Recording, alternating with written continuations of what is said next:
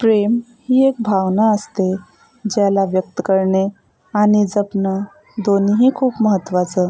व्यक्त हे आपण करू शकतो आणि मला तर असे वाटते की केलंही पाहिजे, कारण व्यक्त केल्याशिवाय समोरच्या व्यक्तीला कळणार तरी कसं?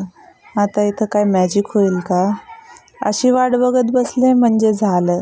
मे बी होत असणार असं स्टोरीजमध्ये, टी व्ही सिरियल्समध्ये, मूव्हीजमध्ये, पण शक्य तर रिअल लाईफमध्ये असं होत नाही हो.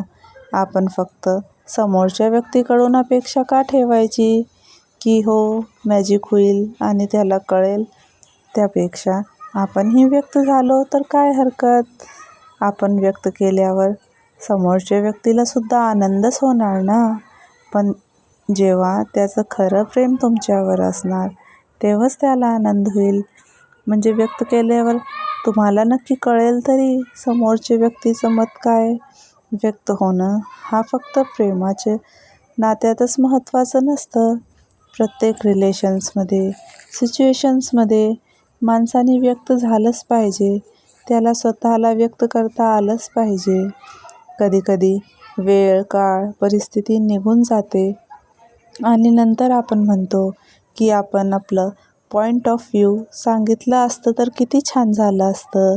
वाट बघण्यापेक्षा व्यक्त होणे हे नाही का महत्त्वाचं वाटत तुम्हाला?